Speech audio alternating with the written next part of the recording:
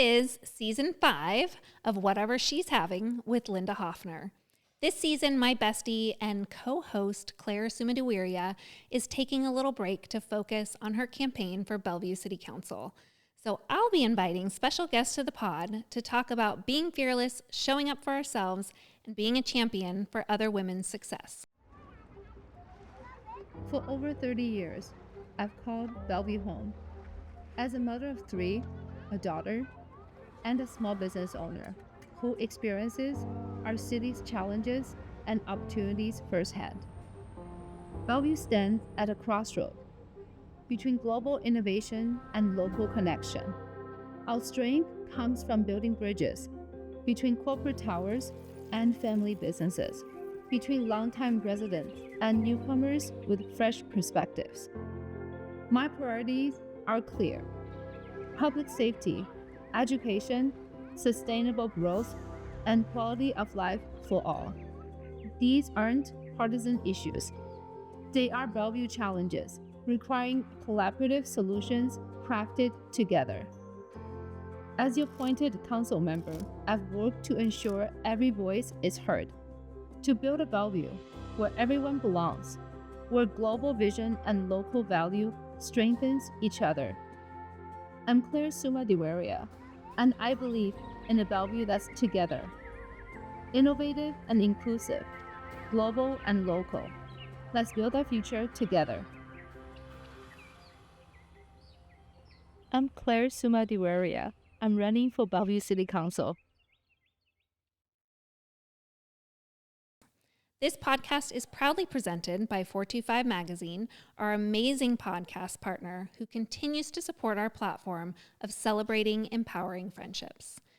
Today, I'm joined by Annie Sim, Chief Eating Officer at The Table Less Traveled and Savor Food Tours. Annie has a bachelor's degree in business and marketing from the UW Foster School of Business and spent many years in the corporate sector before leaving and following her love of food and travel, which led her to bravely launch The Table Less Traveled in 2014. It was founded as a way of uniting people through shared experiences, whether it be a carefully curated boutique travel experience, an online cooking class, or a corporate team building event. Annie and her team have something for everyone. Annie, I am so excited that it worked out to have you come today to the podcast. I know you guys are super busy with trips in September and October, with cooking tours in Europe, which I'm very jealous of. And had I planned better, we should have been doing this in Europe while on a trip. So thank you so much for coming to join me today. Thank you for having me here. Yeah. Next time, yes, in Italy or France, Portugal. Yes, one Would of be the lovely. above. Yes. Did you just come back from a trip, or where are we in the cycle? Yes, we just got back yesterday from... Yesterday? Yes. Oh my gosh. Which is why there was a bit of jet lag. I'm like, can I manage this? But yes, I feel like I've found my little coping mechanisms for managing the jet lag. But we got back yesterday from the UK and France. So it was a little bit mostly fun and family and for enjoyment and a little bit of work. Very fun. What part of the UK? My husband's he was born in Scotland, grew up in England. Okay. And so we were there visiting family, but also in the Cotswolds for a family or a friend's wedding. Oh, very cool. My brother lives in Manchester, England. So I've been out there, I think, just twice now, but I miss Europe so much. And having been born in France, I really need to go back. And the food in Europe is just different from here. Like I can't tell you how many people I know who have gluten intolerances or whatever here that can go there and eat pasta and baguette in Paris and be just fine. So yeah, I just had a baguette like 2 days ago in Paris, and I'm like, why is it just so much better it's here? so much better. I do know why, Yeah. and I have my own reasons for why, but it's just so much better. So much better. You have to go. Yeah, I need to go back. So take us kind of back to how it all started. How did this love of food and travel actually turn into like a business that you could kind of venture out on your own with? I have told this story a couple of different times. I feel like every time it's different because it's a weaving path. Like, I don't think that Woo is a really direct route. And I think about that a lot as I go back in my history. I felt very lost in my 20s of what should I be doing? How am I going to have any value that I provide to the world or impact? And I think it actually took me stepping away and getting a little bit lost and feeling a little bit lost to find what resonated and to find a way to say, okay, this is what I believe in, and this is what I believe can make the world a better place in its own little, really fun way. I call it like packaged in this really fun thing. Yeah. But I do think travel is profound in the way that it changes lives and changes perspectives and opinions. And so mine really started with that. I think the first time that I left the US, I was 13, and it just blew my mind open of what different cultures were like and what different people were like and what you could experience outside your own little bubble and how we are more connected than we maybe think that we are. So that was a big part of it, was I think that very first travel experience. And then there were lots of twists and turns from random things like competing for the best job in the world that took me to Abu Dhabi for... Wait, what? What is They called it that. Okay. It was, you know, back in the day when there were a lot of these really splashy things where it was like the best job in the world and you can be a caretaker in Ireland in the Maldives Oh, yes. for a year and you get paid $100,000. So there was one that I actually applied to called the Chief World Explorer, and they were paying somebody to travel the world for a year and basically work as, for lack of a better word, like an ambassador for different destinations and keep a travel log. And so I was very lucky. I applied. There were thousands of people all around the world who applied, and I got into the top 50 and then the top 5. And then they took the top 5 of us to Abu Dhabi for interviews. And oh my gosh. And you're how old at this point? It was in my late 20s, I think. Okay. It was just before I started my business. But I think it was an interesting change because at that time, after college, I had already done a lot of independent travel around the world. Okay. And so I had solidified that I was passionate about travel. I was passionate about trying to find a way to make a career in it. And then this random thing popped up. But it gave me perspective into the way that the industry works that I knew nothing about. And so that was something that kind of cracked the door open, that really made me wiggle a toe in and then a foot and be like, okay, I'm just going to jump all in. So how did that interview go? Oh, well, I did not win. Okay. Because they didn't put out an actual roster. I used to tell people I was the runner-up, even though There they you go. literally You're like- never told me. Technically you were, right? Right, Top nobody 5? knows. It's fine. But it was fascinating. I got to experience what it was like to work with the tourism board in Abu Dhabi because it was sponsored by them. Oh. And I got a lot of exposure to the back end of, I don't know, just how a business operates in travel that I really knew nothing about at that point. So it was a fascinating, 5 days total, like mini education school on tourism. Okay. So you already know you love travel and you have a business degree at this point. So where did the food component come in?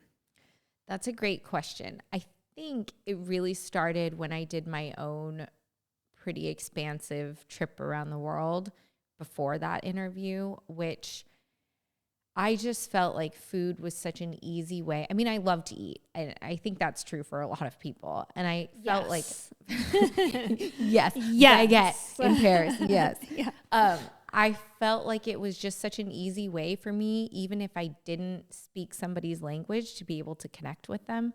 So a lot of my independent travels were focused on how can I, through my network or through meeting random people, just be really open to seeing if there are ways that I can connect with locals, share a meal with them, have dinner in their home if they're willing to invite me in, or see how food is made in these different countries. And I just remember so many experiences where I did not speak the same language as somebody else, and we would just laugh over something stupid if they were teaching me how to make some dish that I did very poorly, or they're trying to, show me something in their garden about how you take out this certain vegetable from the ground, or things like that, that just made it so easy to connect without actually having to talk. Yeah. I have had that same experience with my own family in France. So when I would go to visit my grandmother as a little girl, and they were in the wine country in Chablis, which is where I was born. And I didn't speak hardly any French, and she didn't speak any English. And it was always in the kitchen, over either I was cutting something up for her, or she wanted me to taste a French dish, or it was over chocolate mousse. Like, she made literally the best chocolate mousse ever. And that was like her way of connecting with me, was over, something special she had prepared for us because we were there visiting from America. So I definitely, that speaks to me of like, there is a shared language in food that, transcends all languages. And I think, if Claire was here, which I know she's so sad about not being here, she would say the same. Like, that's what started Belden for her, was, somebody giving her a cup of coffee in the hospital when she was there with her young son who was sick. And like, seeing that act of kindness and that gesture in another country. And that's why she calls Belden Belden. It's Bellevue's den, place to gather. So there's such a strong power in a shared meal that we often take for granted. Yeah, I am not a super like book smart, studious type of person, but I do remember that in high school we had an assignment to talk about something powerful as one of the speeches. I was in a speech class, and for some reason what popped into my mind was how impactful meal times are, especially for families and family units. And I think that goes beyond families, but it's kind of the idea that, and I read a bunch of studies, which is why I say I'm like not super studious, because I don't remember all of them, but I do remember that there was a lot that had to do with, not that any one meal is necessarily super impactful, like if you just have Thanksgiving or if you just have one big dinner, but it's the repeated nature of these smaller actions that create this connection and this bond. And so I think it's that, for me, sense of when I'm overseas and I'm also being a part of somebody else's regular, their norm, their customs, their traditions. Do you eat dinner at 6 p.m.? Do you eat it at 8 p.m.? Do you not have a full meal? You have a big lunch and then you have a snack in the evening. But being a part of those rituals is kind of what reminds me of that thing that was like, oh, this is impactful, and kind of what you're talking about, what's special and what's regular, and how do those things overlap in certain situations. So your company then is curating overseas trips for other people like myself to experience a culinary food tour. Am I getting that correct? Yes, and we do a variety of different things within the travel space, but I think the thing that we started with, which we still regularly do, is these very curated boutique small group trips where we host them personally. And part of the reason that we host them is because they are these relationships that are very intimate, and we're able to open the doors for people and kind of be the cup of coffee, the hospitable gesture that helps somebody feel connected to somebody that they might not know or that there may be a language barrier with. So if you imagine, it's like 9 to 14 days, depending upon the destination, and we take care of all of the travel logistics and all of the logistics and the experiences. But that's really where I think we shine, is that we've built these relationships with people in different countries where they act as friends, inviting our guests into their homes, into their small businesses, into their private spaces that aren't otherwise accessible through normal tourism. Like, you're not going to find these people online or things like that. Right. So it's about trying to build the bridge of connection. And so we don't do a ton of them every year. Right now, we're doing somewhere between 4 to 8, depending upon the year. So it's pretty small. And then we do also do some custom curation for private clients.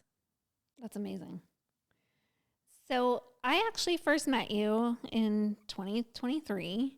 You were the keynote speaker at the Bellevue Chamber.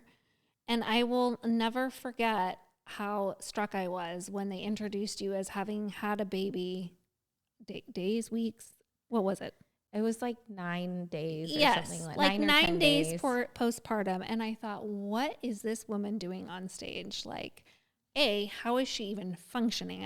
I swear to God, I was still wearing a diaper 9 days after having my son. Oh, I was. Okay. And you just, wow, I was reflecting amazing. on this. I was wearing this dress because it is very poofy. Oh my gosh. That is Anyways. amazing. I was just in awe that you would have the stamina to like go through that and you were coherent and like it was amazing to me. So you looked glamorous. And I just kept thinking like, wow, she is really committed to what she's doing. Like she loves it this much that she'd be willing to come and talk about it 9 days after having a baby. So now, and was that baby 1 or 2? Okay. So you also had a little one at home because they're not very far apart, are they? How far apart are your kids? 15 months. Okay. So you just had your second after just having one. This makes you even more a superhero in my book. But now that you have 2, what is like your biggest challenge with juggling a job that requires travel, raising children, running a business, being a spouse, like, and pursuing personal goals? Like, talk to us about how you do it all. That is a very gracious interpretation of all the things that do not feel clean and tidy in my life. I think that there are some hard periods of time in terms of prioritizing and figuring out what feels right. And there's slip ups that are like, oop, I oriented too far this way. And now I need to swing back a little bit on the pendulum. So I take that with a grain of salt because you can only do so much. And I think one of the things that I've found to be true over the last few years that has been most impactful is surrounding myself with really great people. So I am not actually doing it all. And what I find is that the times where I do feel like I'm doing it all are the ones where I find myself in the biggest challenge and personal pursuits or personal balance goes away. So I'm really happy that we have an incredible team of people around us that are excited about bringing our guests to new destinations. And it sounds like, I get that sounds crazy. Like who wouldn't want to do that? Yeah. But it is a lot of work. And so finding the right people who have that balance of character and joy and travel and are also cool cucumbers, like that can be a challenge. You don't want me on that team. Like it's a challenge for me to organize my family to go to Hawaii. Like that's about a challenge for me. But what do you like? Your support network at work, obviously, you're probably have learned the hard art of delegation, which is very hard for most people, particularly women. Is that something that you still have to work on, or is that something that comes natural to you? Oh, delegation is definitely something that did not come naturally to me. I work on it every day. I have little sticky notes that remind me of different ways that I should be, thinking about what can I empower other people on our team to do if they're not already doing it. And we had a great conversation. We have meetings on Mondays today where it kind of was a full circle moment. All of these things that we had been talking about and preparing for 2 years ago that are coming into fruition now. And that sense of teamwork that really comes from me holding myself accountable and others on my team holding me accountable to saying, I can do that. And so I think part of it is like transparency for people on the team to be able to see what all the work is that needs to be done, and then allowing people the ability to step up and step forward. I am much better, although I shouldn't be, at delegating tasks to my husband. Yeah, I'm really good at that too. I am very good at that. And I laugh about it because sometimes I do have to remind myself, I'm like, okay, we don't work together. And also, can you do this thing? Yeah. But it makes everything else possible too. Yeah. And having kids that are getting a little bit older and starting to think about and learn how can I make them responsible for things so they feel some ownership and agency. So I think that's my key to how do I foster an environment where having a full life and getting a lot done and enjoying that process can kind of coexist happily together, everybody and the things. Well, I saw on your Instagram page that you took the two littles on a trip. Was it this last trip or a previous one? Yes, this trip and pretty much every trip that we go on. Yeah, and Almost I was every like, trip. oh, bless her. Yes. Because that's a lot. Little ones on a trip is a lot. So I think what's your takeaway for like parents who travel? And obviously you have been able to incorporate them into what you do, which is really rare and awesome. You know, I think there's a lot of people who feel that divide between I have to choose my job or I have to choose my family, and being able to bring them into the experience. So does your husband's job make it easy for him to do that too? Or how do you guys figure that out of like prioritizing, you know, different job priorities? I ask because it's something my husband and I think about a lot. And he's 12 years older than me, which means he's not in the same career phase as I am. And it's a lot easier for him to be like, I'm tired. You go do your career thing. Like, I'm not looking to climb the ladder. So he's super supportive in that way. But like with you and your husband, how do you guys work that into the equation of like, does he work for you too, or does he have a separate career? Okay. I mean, he does at home when I don't take testing. I'm just kidding. Right. No, he's super supportive. And I think that looking back on my life so far, I think that's a really big decision. Although that sounds really tactical, it is not just the romance in a partnership that makes things work, and all the things that you're talking about. Everybody's been through good relationships and bad relationships, but I feel very fortunate that I ended up with somebody who is very supportive of my pursuits in terms of my career and my job and my business and what I want to build and what I want to do. So I think that's one, is that we're both as supportive as we can be of what each other is doing, and we try to make our home life function with those pursuits as well. I think the traveling with kids part has a little bit to do with jobs, but also prioritizing and figuring out what commitments do you make in your life that mirror the way that you want things to look like 30, 40, 50 years from now when you look back. Yeah. And so it's really easy for me to say, I don't want to take the kids anywhere, because we got off a plane yesterday and daggers were thrown by eyes at us for traveling with a 2 and 3 year old. I'm sure they were. 100%. You know, I'm like, stop kicking the seat in front of you. And every flight is horrible. I won't use curse words, but it was not enjoyable. And the thing is that we know that walking into it every time. And so today we were talking about our trip that we are planning to go to Taipei upcoming. And we're like, are we going to do the flight? Are we going to do this? And we're like, yes, this is important. It's a priority. It's a family experience. And we want to go and do this. And the flight is going to be what it's going to be. And the jet lag is going to be what it's going to be. I think my perspective on the whole thing is like, it is arguably 24 to 36 hours, depending on how you slice it, of a lot of pain to endure. Yeah. And that also puts me in a good mindset if I can just say, this is going to be painful. And on the other side of this is something that's a magical experience. And it may not seem magical as it's happening, but sometimes it's the magic that happens afterwards. The fact that our 3-year-old can still now talk and remember things is incredible. And I think about it as a bigger picture. I really want my kids to be stewards of the world. I want them to understand that their life isn't just what's happening right here, but to take into consideration communities and people that are everywhere, and not be so fixated on what's happening just around them. And so my hope is that even though it's painful for us, the exposure to different cultures and people and experiences and having to be adaptable is part of what's going to make them better humans.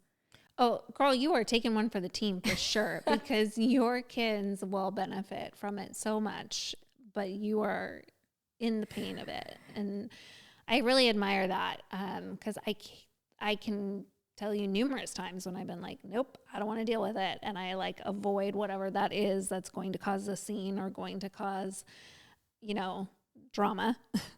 And I guess I'm really taking away from this, like, to not let that stop me from having the experience at the end, or showing my kids something that they wouldn't necessarily get to see otherwise. But knowing, I think that's the key, right? Is if you go into it saying, this is going to suck. Yes. And for whatever, 24 hours, I'm going to hate my life. But afterward, it's going to be really special. Yes. And I feel like for me, setting my expectations super low, most of the time is not sometimes as bad as I think it's going to be. But, one, call me anytime you need a pep talk before a flight. Thank you. Because I have nightmare stories that you'll be like, it can't be that. It can't be what that was. It can't be that bad. The other thing is that Paul, my husband, and I, we have a saying when we get on a flight where we look at each other and we're like, same team. We are on the same team. We're on the same team. They're going to try and break us. We're together. Same team. Yeah. And so anytime something horrific happens, we just look at each other and we're like, same team. Like, don't get mad at each other. I can't control her behavior. Like, it doesn't help me to get mad at you if you're not able to get the kid to sleep, that kind of stuff. So, but yes, it is painful. And it's interesting because this is a specific point of conversation with a lot of people, because I think I'm in that age group where a lot of people are debating, do I travel with my kids or do I not? And I will say, like, a vacation, yes, just go, don't take the kids. We do that as well occasionally, and it's lovely and wonderful. And I also think that there are times and situations where I'm like, this isn't a vacation. Well, especially for me, like, this is work and I'm bringing my kids with me. But the more that I can compartmentalize, even when I'm traveling for leisure with the kids, and I'm like, I know everybody says it, this is a trip with children. You're just parenting in a different location. Yes. It is true. It is not a vacation. No, it's not a vacation. But that's another, like, setting expectations and compartmentalizing, right? It's like, I think of that as education for my kids. So I'm like, you're not going to daycare. You don't have a teacher today. I'm your teacher. And we're going to make the most out of this that we can. I'm going to try and set up experiences that you're going to like, or find things that you're going to find joy in, and things that we can do together that aren't the same as what you'd be doing at home. And that kind of sets us up for mostly success. Okay, well, in 8 years, we're going to have this conversation. You're going to tell me what tweens are like traveling. Oh my gosh. Because that's the part I'm like, I feel like there is a sweet spot with kids where it's like, this isn't too bad, but it's a very small sweet spot. And then they start to have opinions of their own and eye rolling and all of that. And you're like, oh, this is no longer fun. This is not fun. But in the end, it's always worth it. So the couple of trips we have taken internationally with our kids, which has been quite some time now, but have all, it's like, okay, the flight's going to suck, and it does. That meets our expectation every time. But being with my family and cousins and all of that is so special, that you can't replicate that by just sitting at home and avoiding. So avoiding the pain. Right. So exactly. You just got to rip the Band-Aid off. So one of the things I want to ask you about is, you've really built this global community through, the partnerships that you talk about with the folks that you take your clients to go see, but you're also doing that locally here. And I know it's much more than I even know about, but talk to me about how you've been able to incorporate the Savor food tours here with the local Bellevue community, with Visit Bellevue, and what partnerships helped make that happen and why that's important to you. I have cherished and loved the opportunities I've had to travel overseas and build these communities in different places that I cherish and feel like are friends and family even. And I think that where I am in life is really recentering and focusing on what I call home, and that's the Pacific Northwest, greater Seattle area, Bellevue. I grew up in this area, and especially having kids, I'm like, okay, this is where home is. I had a great unexpected fortune. It was actually after the Bellevue Chamber event that I spoke at to connect more deeply with Visit Bellevue and understand some of the things that Bellevue was really trying to focus on to elevate the culinary scene and Bellevue as a destination. And at the same time, reconnected with a high school friend of mine at our high school reunion who was the kind of legacy employee at Savor Seattle Food Tours, who was bringing the company forward into this new generation post-COVID. And so Savor Seattle has been around since 2007, and we combined forces in 2024.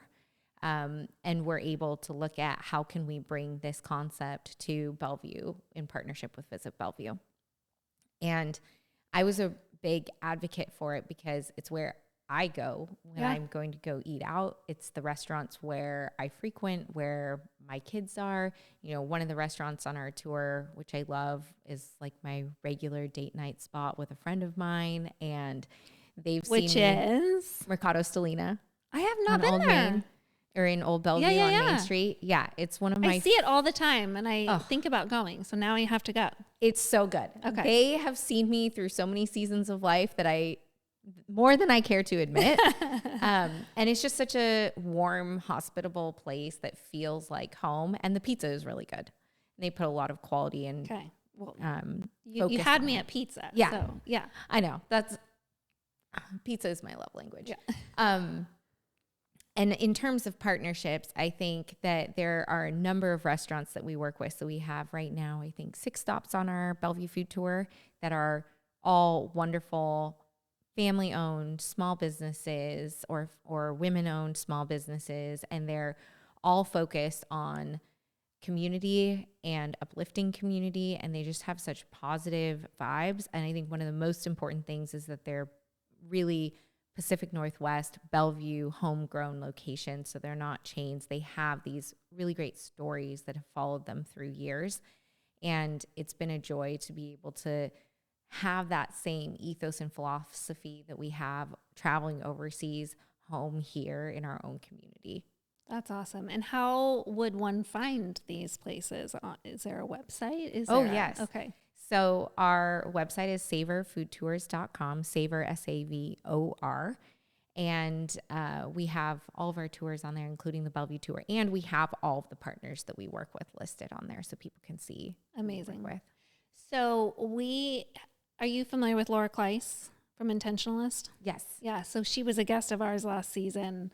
And I just love what she's doing and what you're doing too, to promote these, small women-owned or BIPOC-owned businesses that, maybe overlooked for people who go to the name brand or the chain that they recognize. So I'm all in favor of the more we can frequent those places and kind of show how special they are.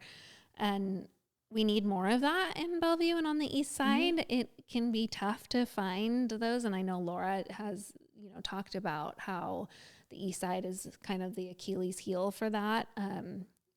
And so growing that and showing the restaurateurs that we are a place that wants that and wants to try, new cuisine and new experiences, I think is super important. So thank you for the work that you're doing there. And I can't wait to try out some of these restaurants. I'm terrible about going out to eat, but I look forward to trying out some of them and having that experience. Food is an interesting thing, particularly for, I think, women too, is sometimes we get a bad connotation with food and what that means to eat rich foods, or in your head, you're like, I can't eat that. I have to live on salad and no fun. And I struggle with this. I will openly admit that I very much struggle with, do I allow myself to really taste the food and savor food, or am I just going to eat the lettuce and tell myself it's fine? So I'm feeling very comforted, I guess, by this conversation, that there is a whole nother world to food than just getting calories in and out. Mm-hmm. I think you make a really good point, because there are definitely scenarios where I think, okay, I'm overdoing it here, I'm overdoing it there. I mean, a great example is I went on this cheese tour in France. Oh God, see, that would be my Achilles heel. Well, I think it was made for the French and not for the Americans. It was a lovely tour. The tour guide was super sweet. He was this passionate cheesemonger. Yeah. And when I booked cheese tour, I was thinking like cheese and other things on this tour. And it was just cheese. I think it was a 2.5 hour tour of just cheeses. I think we tried 20 different cheeses, and you say try, but they're huge chunks because oh my gosh, there's so many different cheeses in France. Anyways, it was pretty significant.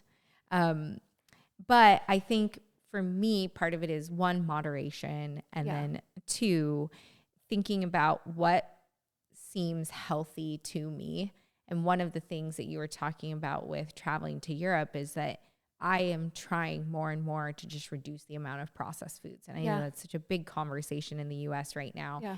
And it just makes it so easy and accessible when you're traveling.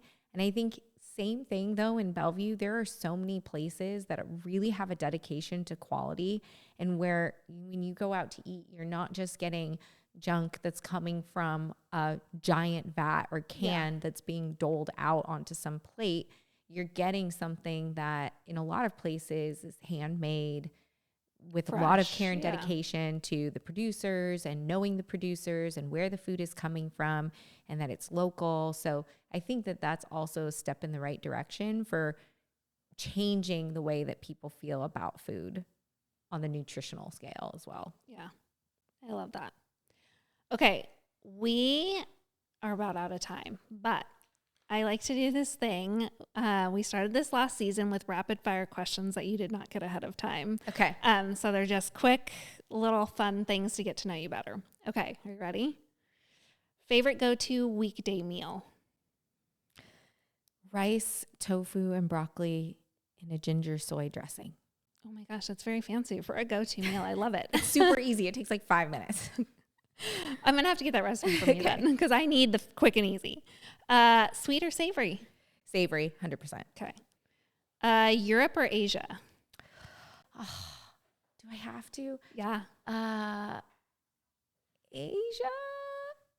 I go there less frequently, and I could eat Asian food every single day of my life. Yeah, it's pretty spectacular.